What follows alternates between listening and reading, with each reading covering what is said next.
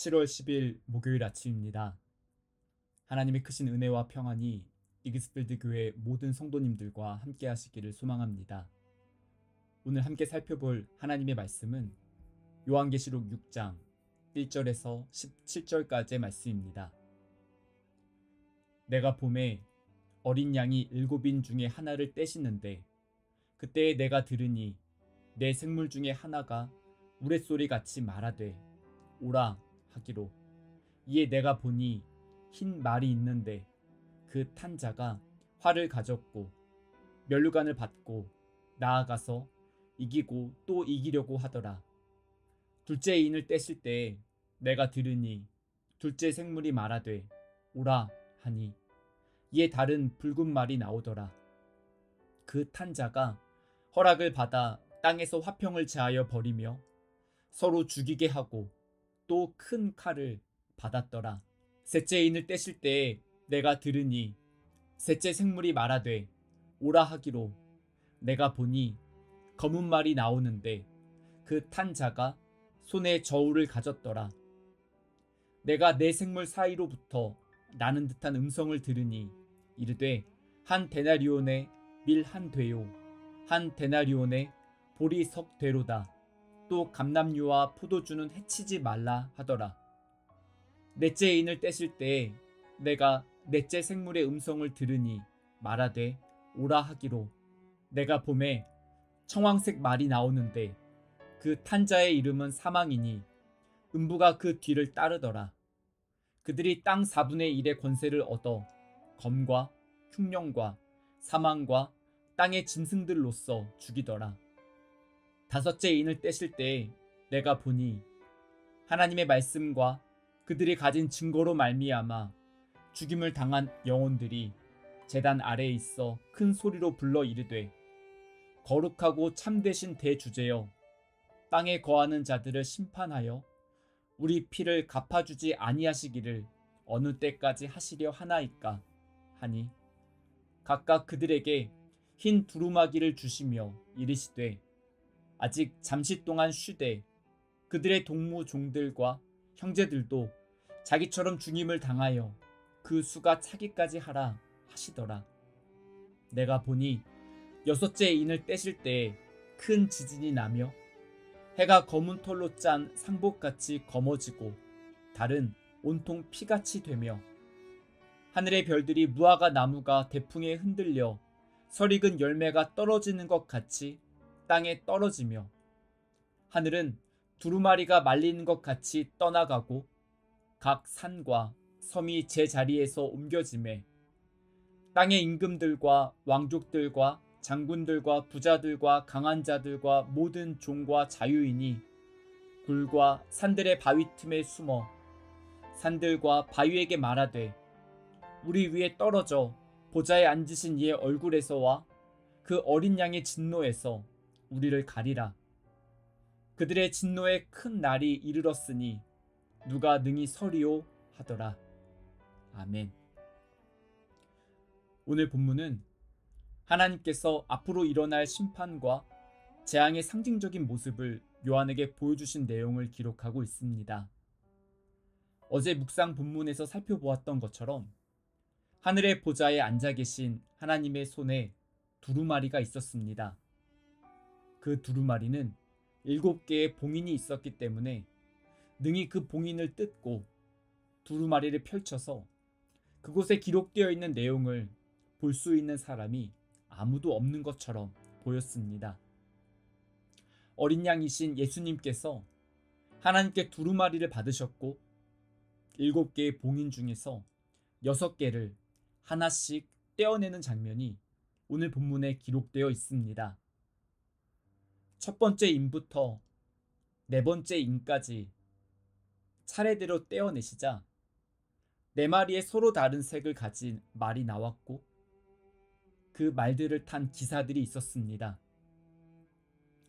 일반적으로 이 내용은 전쟁과 내란과 기근으로 인한 물가 상승과 죽음을 상징하며 4가지 재앙으로 해석됩니다.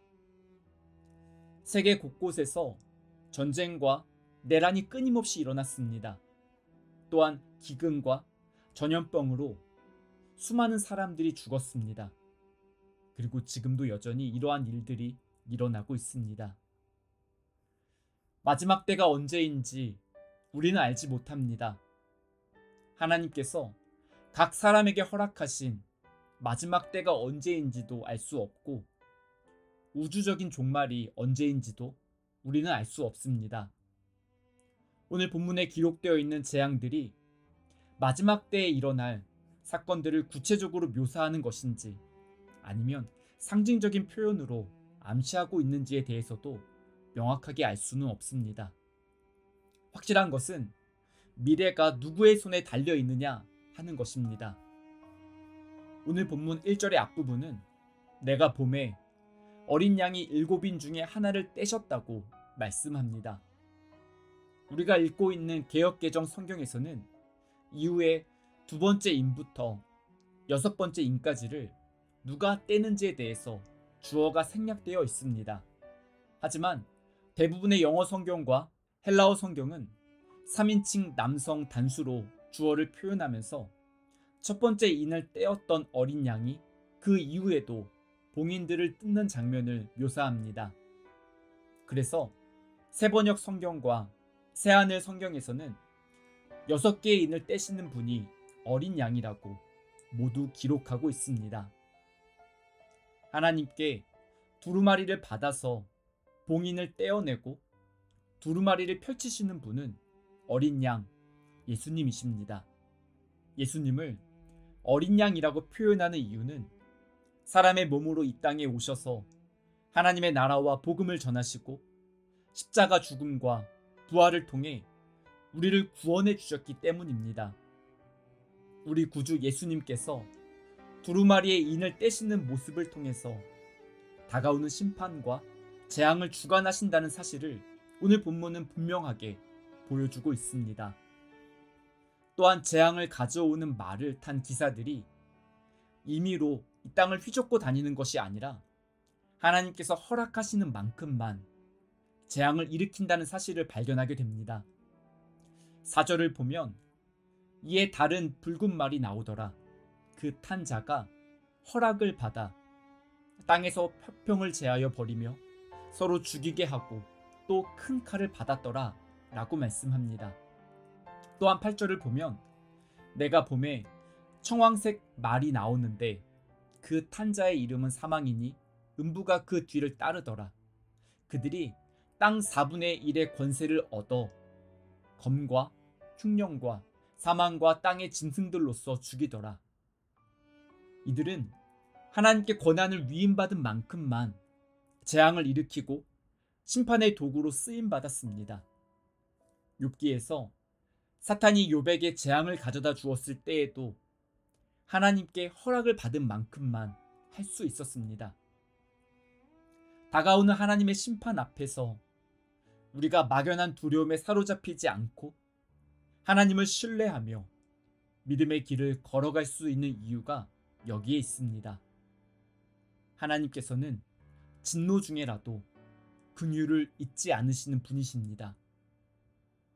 이러한 재앙이 다가왔을 때 교회는 어떻게 될 것인가 하는 의문이 생길 수 있습니다.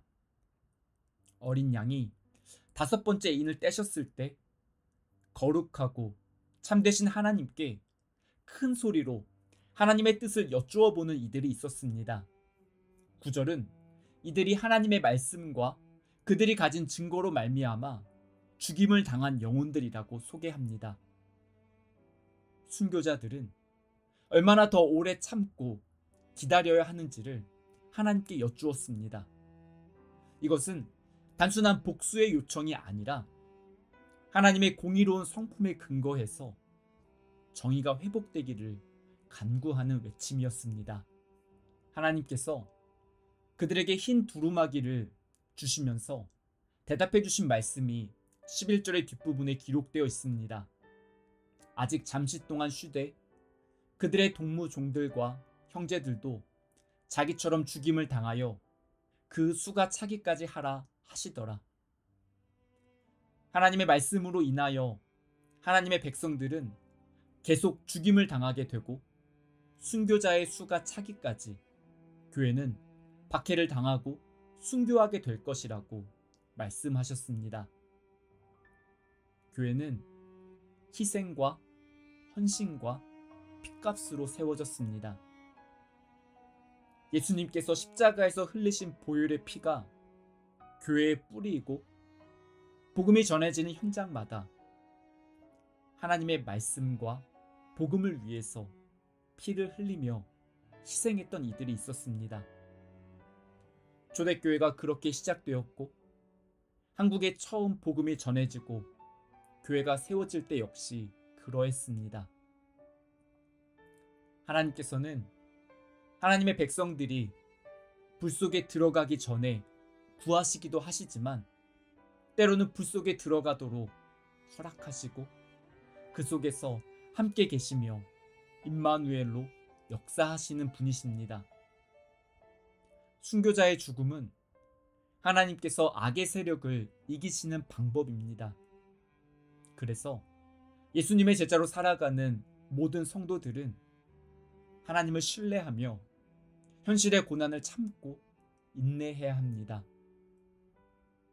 하나님께서 허락하시는 모든 것이 때로는 고난까지도 결국에는 합력하여 선을 이루시고 하나님의 뜻을 나타내 보여주실 것을 신뢰하며 오늘도 하나님 안에서 은혜와 평안을 누리는 모든 성도님들 되시기를 바랍니다.